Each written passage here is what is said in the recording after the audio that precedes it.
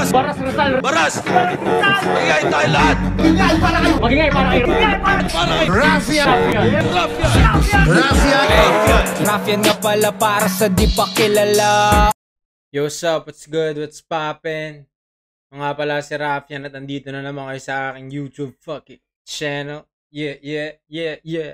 Yun, maraming salamat ulit sa pag-check na itong aking channel, sa pakikitambay at sa pakikisama sa aking trip. Yun, dahil sa inyo, dumadami na yung episodes natin. Maraming salamat sa suporta. Pero yun, huwag na natin pahabain dahil Biyernes nyo mapapanood tong laban na to. Pero dahil siguro wala na din masyadong bagong battles na lumalabas, balik muna tayo sa nakaraan. Nung chinek ko kanina sa description, parang 9 years ago na tong laban na to.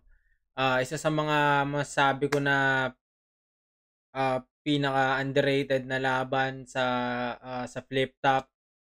Pero yun, wag natin patagalin. Para sa episode 40 ng Raf Said, panoorin natin ang laban ni Krega at ni Cerberus. Yeah. Yun, flip top out. Napanood niyo yung ibang mga reaction video ko, lalo yung sa mga laban ni Krega. Alam niyo na isa talaga sa mga inaangakong MC si Krega dahil sa lupit niya. Yung kung paano niya gamitin yung Tagalog, yun yung inaangako sa kanya. Tapos nung laban na to, pareha silang malupit ni Cerberus. Pero yun, dami Round 6, nandito pa rin, San Juan Gym. Check nyo, Round 6 shirt kung di pa maubos sa event. Supportahan nyo yung Black Manila, Crown Manila. Yung mga nandyan sa likod, tsaka yung flip top merch. Lahat ng mga flip top collabs, supportahan yan. Yun. Na to, mabigat yung laban na parating. Round 6 magigay para sa parating na laban. Interdivision battle ulit. Sa kanan ko, representing Mindanao Division at galing pang Cagayan de Oro City para sa inyo. Magigay para kay Krega. Ito'y masukal na gubat, dulo na mababangis na hayop sa lupa. Papalamunin ng burak, ang mga makukupad ang utak. Pagkat pambungad ay gulat, sumbat ng takot at dusa. Nakampe ko ang dilim, parang galawan ng musang. Nakasandal ka pa sa pader, marahil ang dilim, parang galawan ng musang. Walang sinasanto, may nakatago matalim na pangil sa inaakala mong bato. Buhay mo nakataya sa pagbilang ko na 10. Lupa na ang magpapalit ako sa numinto yung pagtakbo. High Minds at Badman's Closet. 3GS siya dati. Numinto yung pagtakbo. Kaya sa pagbilang ko na 10. Lupa na ang magpapalit ako sa numinto yung pagtakbo. Top Dogs, 3GS, High Minds at Badman's Closet. Kaliwa naman, Central Luzon Division represent mula Angeles, Pampanga. Magigay para kay Cerberus. Yun, gala ko may kanta si Cerberus. Pero yun, supporta natin yung music ng mga MCs. Yan, maraming mga MC, mga battle MCs na naglalabas din ng music. Mga mas naging aktibo sa music ngayon. Yun, yung mga bago ng nila Batas, nila Sayad na mga album. Tas si EJ Power, alam ko naglabas din ng bagong album. Check nyo din yan, supportahan. Yun, meron din akong 2 kanta sa Spotify. Marami pang parating. Check nyo din yan. Tsaka supportahan yung iba't ibang hustle ng mga MC. Yun, medyo na ako kasi itong yung nasa likod yung nasa likod parang si Cerberus din, no? Pinapanood niya yung sarili niya. Pero yun. Tingnan mo, kamukha no? Parang doppelganger. The healing type shit. Bruce Lee Bauer, TG, Armaletra, malaking shoutouts pamilya Kuyugan, pamilya Estaca, kay Jed Kuyugan ng Binild, kay JR, kay Jai, at saka...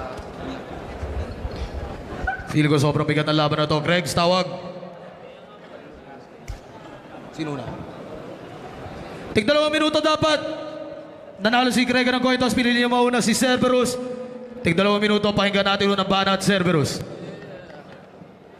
San Juan game! Yeah! Kung kursunada ko nilalapa sa kagaling na probinsya, may manong tong Bisaya, Krega, pesting yawa, tong pang binamano kong Bisaya, kaya bay, kamusta? O bang mukha mukhang lamog na? Ganto itsura ng dumayo kahit alam na mamamatay siya, wag nang pumara. Sana, bago ako nagsimula, binuka mo na ikatlo mong mata. Isa ka sa dahilan kung bakit tingin sa mga Bisaya utusan. Pangalawang tapak mo sa San Juan, meron ka ng kalalagyan dahil palyado ang laman. Malalim lang pakinggan, walang bawal na bitaw. Karne ka sa akin kahit sa mismong araw ng Ramadan. Iba tong doktrina, hindi ito Christian, samantalang bulaang sultan ka lang. Nakabangon ka sa kabaong, ngayon naman isisilid kita sa dambuhalang Quran. Hindi ka talaga napa-slang ni Papa, slang pues ganto ko pumaslang. Hinihimay ko ugat na makalaban ginagawang trumpetang lalamunan. Gusto mo makabuluhan, iuukit ko sa noo mo'y lambak ng Cagayan. Pira-piraso yung abdo, men. Conan, Yumi, Raisen, Mogoro, gago, walang ganyan. Parang estudyanteng pabida. Sa maestro, sunod-sunuran, di mo ko kilala ng lubusan. Ako ang halimaw sa imong daan, masakang daan ng lagusan. At Krega ang pangalan, tago sa sentido mo, kadali niyang patayo. Pangakuang may gawa kung bakit ang K nagkaroon ng 3 anggulo. Di ako nakukuha sa litanya. Nakakapanibago tong bagong anyo, parang bagong gupit si Enigma. Animoy, nasa Hunger Games ka dahil I'm Mockingjay. Basag na ang pipa, no Katniss catching fire. Kaya mas malapit ang apoy kay K. Okay, basag ang bayag sa gitna. Mawawala ang Krega pa nagsimula nang magwala ang K. Ra! Wala sa palipa. Ran! Pero kay Ra! Minang nalaglag na bala. Bagbag kung si Krega nagkatawang tao na si Amonra. Isa pang K. Ra! Kala ko buhay pa, nasa purgatorio na pala. At mga metapora mo, isang malaking delusyon. Para naging Panginoon sa ibang dimensyon kung imahinasyon, may limitasyon, double check ko tong double vision, masasintadong aso to ngayon. Walang sobrang iabot, butot, bumumong nasa kahon. Ika-6 na ahon, tangin na mo laman loob mong Noche Buena kung ngayong taon, baon! Tangina, no? Lupit nung buong ano niya eh, parang isang, yung buong round niya, parang isang buong mahabang pyesa lang na tuloy-tuloy. Parang walang tigil, walang para isang diretso lang pero ramdam mo yung gigil, yung aggression, tangina sobrang solid, parang di siya nagsispit eh, parang nagpe-perform siya eh, parang nakita ko tuloy ang ganda siguro ang maglawan sila ni MR, no, yung mga ganung estilo. Ang lupit niya eh, tapos sabay na pagsisiksik niya yung mga, kumbaga kahit hindi man ganun kadami yung mga suntok, pero parang sa ganda nung kung paano niya sinasabi, ang lupit na nun eh, no, tanginang yan. Pero nakakatuwa yung style niya, ganun. Ang hirap sigurong abisaduhin nun kasi tuloy-tuloy, tapos walang ano yun eh, parang minsan kasi ang nagpapadali sa pagkaabisa, kunwari, 'di ba, parang 4-bar setup. Pagtapos mo dun sa 4-bar setup na yun, minsan na iisip mo na agad kung ano yung kasunod na linya nun eh. Pero yung sa kanya kasi isang tuloy-tuloy na parang walang kakapain kung saan kasusunod na papasok. Malaki yung tendency na baka maisip mo to, tas malito ka, pero ganun, ang lupit nun. Pero panoodin natin yung round 1 ni Krega naman.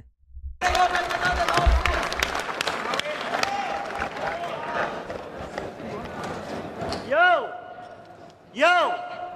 Cerberus! Alin kaya sa mga ulong to ang unang matatabas? Tatapyasin ko isa-isa gamit ang bagay na matalas. Baka akala mo hindi ko kayang hawakan yung buntot mo na nag-aan yung ahas. Kung si Eva na tukso nito sa akin, mabibilaukan to pag kumagat sa makunat kong mansanas. Tara laro! Sinakripisyo ko na unang laban. Yung kasi yung buntot ni Ani nung Cerberus, kung tama ako, yung ahas. Oy, nakapagtimpi. So, parang chimera yun. Hindi ako nasugatan, nagpanggap na lang ako na mahapde.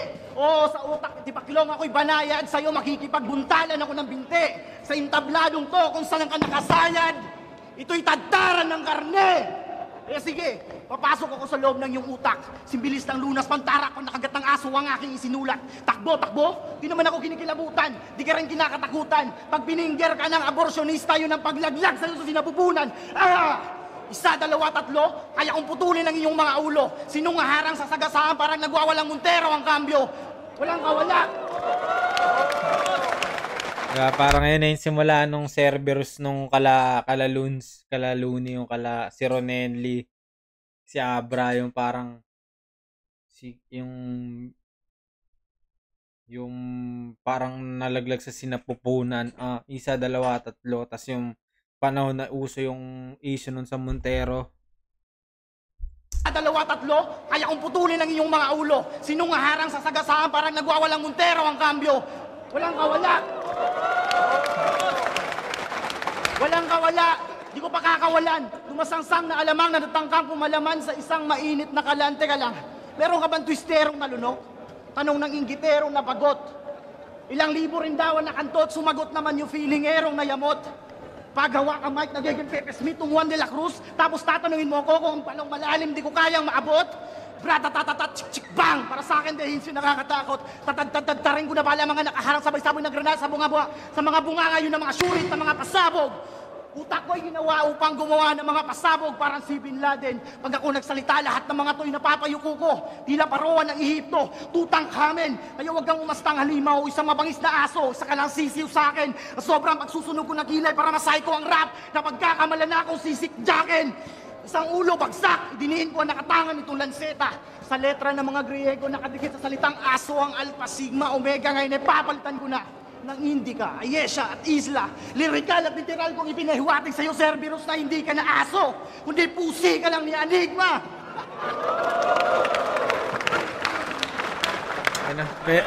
Tagal ko nang hindi napapanood to, pero yun, may mga komplikadong linya pa din akong mga hindi pa rin nakukuha. Pero natuwa ako dun sa kung paano niya nilalaro yung Cerberus nga na dun sa kanta. Yun, siguro mas maganda din yung round 1 ni Cerberus, pero siguro mas may suntok na tumama kahit papaano dun sa mga linya ni Krega. Katulad nung yun sa Montero nga, yung parang hindi mapigilan. Pero ang galing kasi din ng kung paano nag-spit si Cerberus. Siguro konti lang pwede ko siyang ibigay kay Krega sa round 1. Pero pwede pa din siya mabago. Yun yung kasi meron siya yung mga Tutankhamen, yung mga ganon, mga sa Egypt, ganon. Pero yun, siguro bibigay ko ng konti yung round 1 kay Krega. Panoodin natin yung round 2 ni Cerberus. Check. Ano para Cerberus? Pakinggan natin. South Dogs! Mga bantay bahay na aso sa Katimugan. Bahin mo ako, Goryo, ako'y aso mula kay Laliman. Subukan mong titigan ng tawiran sa baba ng iyong panganan. Di na malayan na sa bibig na ni kamatayan. Huwag nang umasa sa mirakulo o sa isda ng iyong syudad. Huwag lang sa panaginip maglakad, dito ang pinakamalakas na ampas sa'yo ng realidad. Nega, what? Krega, what? Ano? Feeling gangster? Teka, sabi mo sa laban yung ni Lizano, classic battle, mother-father. Ano yun? Isa sa mga turo sa'yo ni Stifler. Kaya pala kabubuhan niya nakadikit sa'yo kasi nga may stapler. Stapler. At pagka tumakbo, hindi ka kandidato. Ito'y Ouija, luwa na lang to ni Basalyo. Takot sa siringilya to. Hindi ka berdugo. Takot ka sa tusok at dugo. Pag nire-regla yung shota mo, di mo matusok, kaya iniiwan mo. Dahil bakla ka, di mo may tatanggi, gago. Di ba linya mo to? Mas matigas ka pa sa titing nakapanood ng porno. Tapos pwet ni JB dadaliriin mo. Ito pa, gamit kalamansi yung bagong tuling tite, papatakan mo. Halos lahat ng MC, mga ari nila, kinikilatis mo. Sa kabila ng pagpapakabrusko, tagilid to. Kaya tong South Dog, bakla. Di ko trip. Sabi ko, tong taong South, bakla. Dog style ang trip. At init ng kasikatan, inaasa mo dumalaw sa'yo. Kaya ka pala kinukot siyang amoy araw nila pistolero. At ito ang masaklap na totoo. Kahit anong daldal mo, tangina mo, Krega, yung sariling imahe malabo. Madalas ibang tao. Kaya hawak ko ang ilaw ng maliwanagan tong anino. Para tuluyan ng maglaho. Dahil di ka tagapayatas pero nasa harap mo ang basura. Wala naman ako sa karagatan. Bakit nasa harap ko ang pirata? Kaya pala, panandalian naging mabenta. pirata, murang halaga. Baka di mo pa nakuha, nangulila sila sa maestrong yumao kaya tinangkilik ka nila. At balita, kakaiba na daw pumatay itong Bisaya. Di umano mala Hitler na si Krega. Teka, Hitler, Nazi, Krega. Aliman, baka alamang, di ako nasindaknak ng puta. Hitler, Nazi, kakaiba na daw Krega, pumatay tas itong Aliman. Bisaya. Di umano mala Hitler na si Krega. Teka, Hitler, Nazi, Krega. Aliman, baka alamang, di ako nasindaknak ng puta dahil ako ang ulo sa kada sulok ng kamikasi ng Nazi na si Krega. Kain sa akin kada itapat na linya. Kain sa akin kada ika-4 na linya. Yun nata yung sa logo nung sa tinutukoy niya yung sa logo nung swastika. Ewan ko kung yun man yun. Pero yun lang yung naisip ko na pwedeng kumonekta doon. Pero kung mali ako, i-correct nyo na lang. Pero yun, yung round 2 ni Cerberus, ganun pa din. Believe lang ako dun sa, hindi siya nakabase sa crowd reaction para iangat yung energy niya. Kumbaga ganun kasi may mga MCs na pagka walang masyadong crowd reaction, parang nakabase din yung performance nila. Parang minsan, pag wala nagre-react, lumalaylay. Pero siya, wala siyang pake, parang mas ginaganahan pa siya na mag-perform kahit wala nagre-react. Pero yun, nga lang mas trip ko yung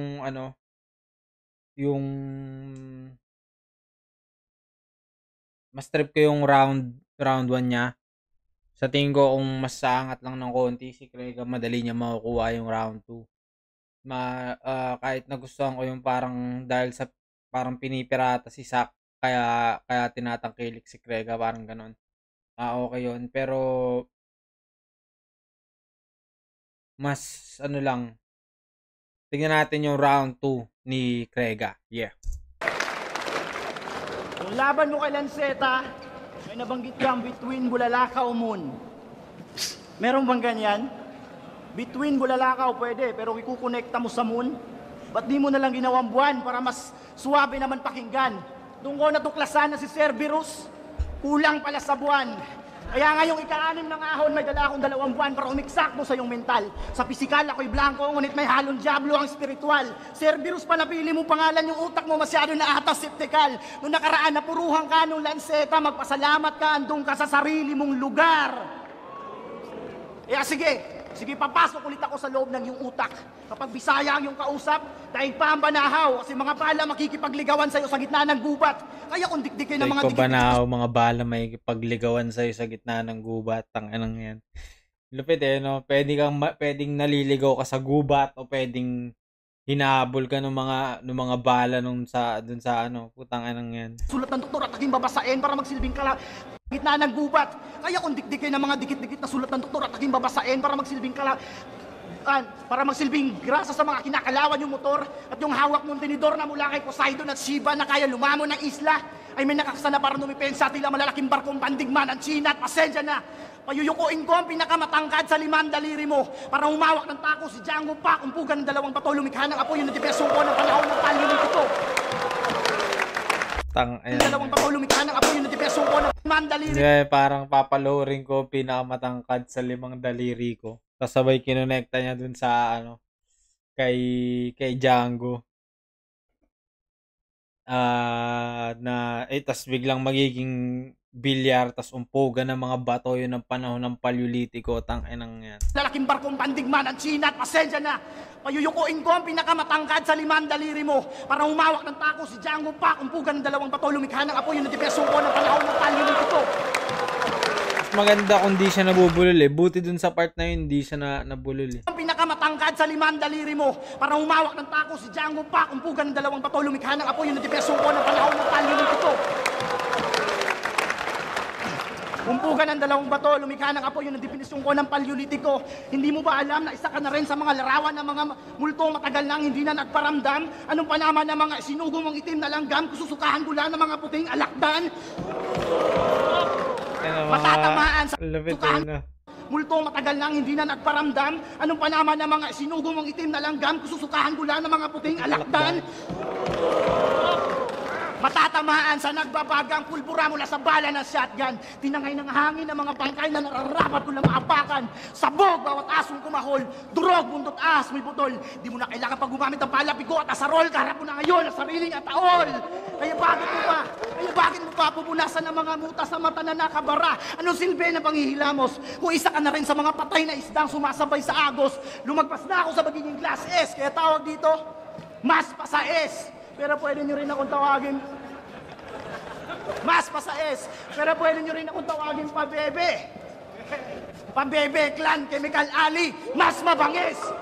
Kaya ikaw, asong may galis, kung gusto mong maging malakas, ito ang paraan na mas mabilis. Higupin mo sarili mong langis. Kaya nang ginawa ni Marquez. May sarili mong iyan, no? Mo sumimbat siya sa mga tao, tingalain na 5 boto ng hurado. Sa laban, gaya ko magbigay ng panalo, gaya ng ginawa ko sa Dabawenyo. Kasi hindi na ako katulad ng dati na gutom sa pakikipagduelo. Sapat na sa akin na naging parte ako ng kasaysayan na pinakabrutal gumamit ng wikang Pilipino. Solid. Ayan, tangin na mas malakas yung round 2 ni Krega dito.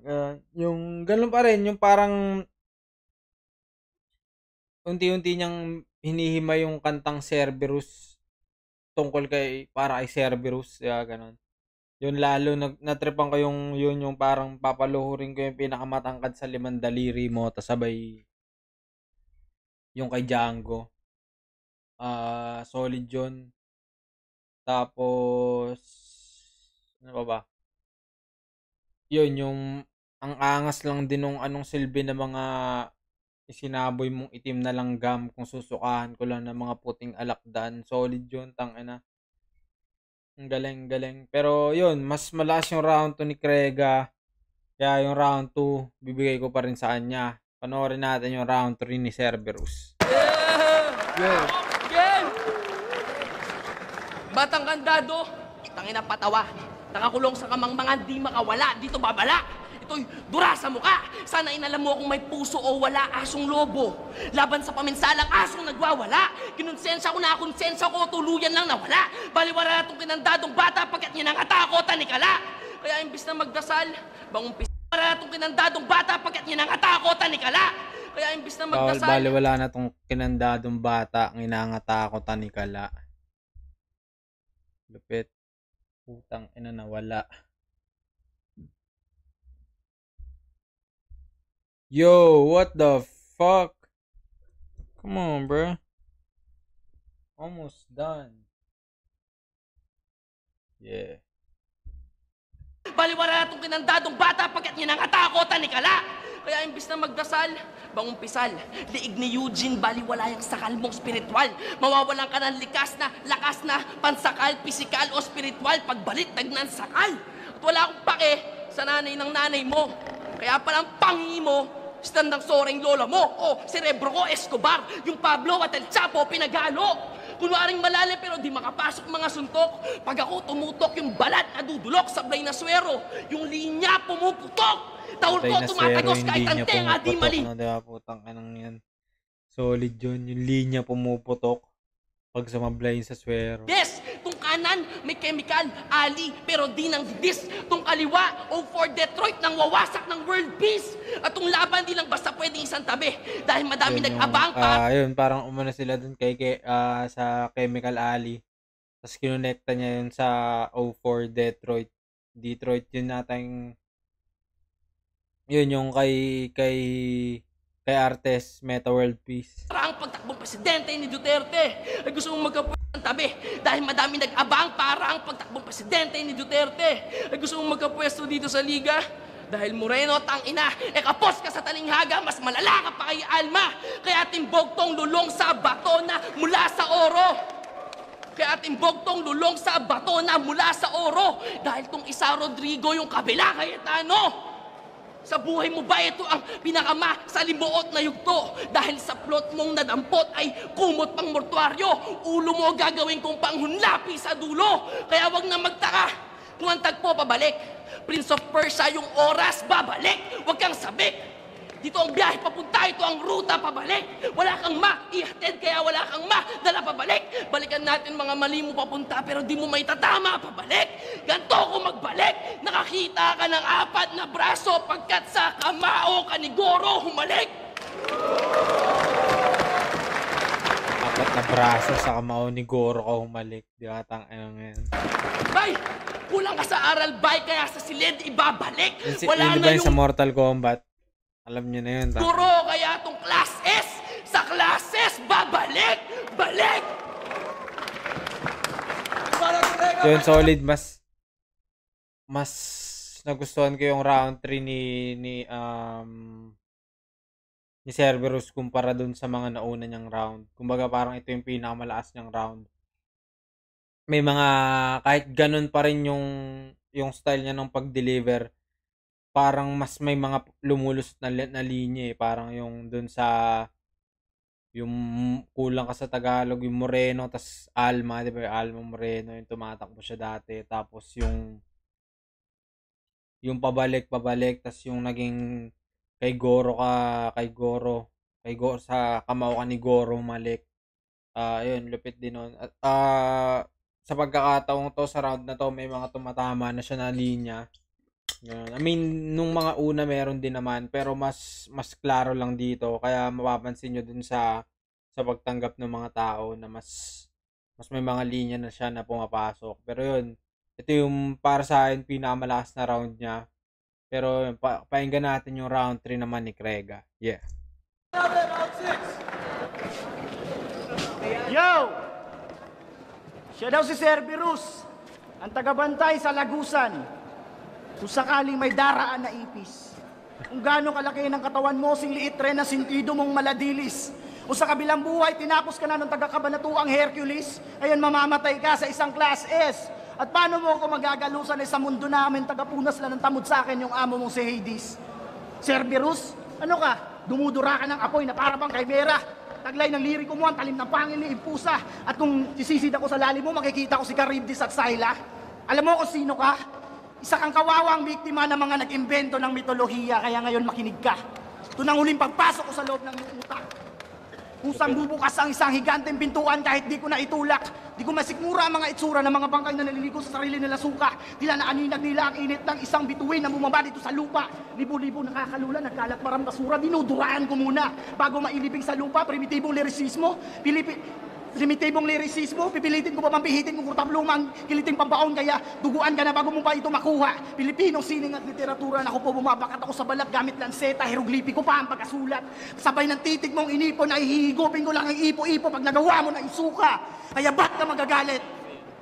Baka iampas ko sa iyo ang dala mo na karet. Ikaw bala si kamatayan na bumaba mula sa langit? Alam ko na kung bakit. Sinindihan ka ng buhay hanggang sa malapnos ang balat at makalbo ang anit. At pag parang utak unggoy na yung amoy, papatayin ko yung apoy. Jackhammer ang gamit.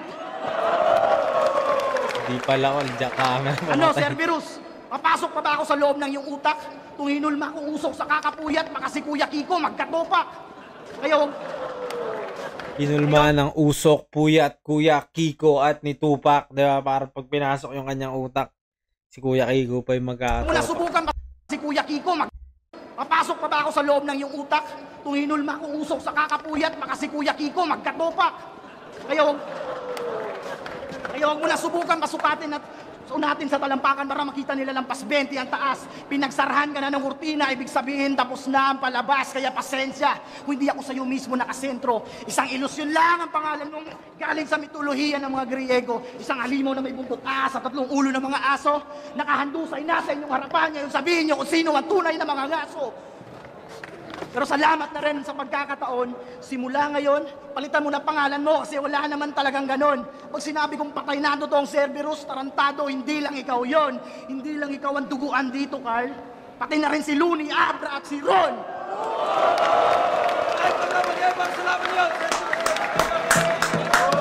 Yun, maganda yung parte ng ender ni Krega doon sa round 3. Yun. Parang yun yung pinang-conclusion kung ba't niya ginamit yung Cerberus na reference sa laban nila. Parang di lang daw si ano yung matatamaan. Parang pati yung tatlong Cerberus mismo. Tsaka okay pa din yung kung paano niya lang simpleng nilalaro yung base Kuya Iko magkatopak. Tas yung imbis na papatayin ko yung apoy, pala ko lang gamit. Parang jackhammer yung gamit. Ganun. Pero dahil kasi malakas din yung round 3 ni Cerberus, parang di mo siya basta pwedeng ibigay lang agad kay Krege, parang ganon. Parang yung round 2 ni Krege, yun yung pinakamalakas niyang round, tapos yung round 3 naman yung pinakamalakas ni Cerberus. Kaya, tapos, dahil dun sa mga naunang rounds, parang hindi sapat para tapatan yung mga round ni Krega. Parang di mo na mapapansin yung mga parang pagkabulol ni Krege. Pero dito sa round 3 na parehas sila malakas, as yung kay Cerberus malakas din. Mapapansin mo din talaga yung mga parang utal-utal ni Krega na kumpara sa round 3 ni Cerberus na hindi ko matandaan kung meron, pero parang mas malinis yung kay Cerberus. Pero yun, iniisip ko kung tabla ba siya o pwede kong ibigay ng konti yung round 3 kay Cerberus. Yun. Pero dun sa part na sa huling round medyo naguluhan ako. Pero sa ngayon siguro bibigay ko siya ng round 3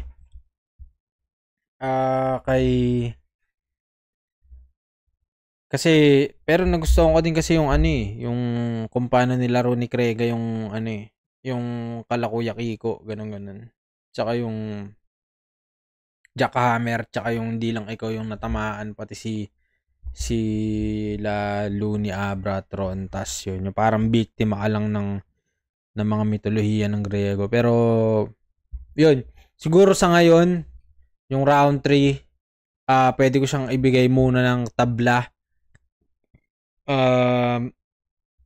Kasi nagpalitan sila, pero meron din mga konting parang pautal-utal si Krega. Pero kasabay nun may mga suntok din siyang tumama, tas may mga suntok din si Cerberus. Pero ang tanong ko lang dun is kung sapat ba yun para tapatan yung mga suntok ni Krega. Pero kung mas malinis siguro yung round ni Krega, pwede kong ibigay sa kanya. Pero sa ngayon siguro tabla muna. Pwedeng sa mga susunod na ulit, pwedeng mapunta kay Cerberus.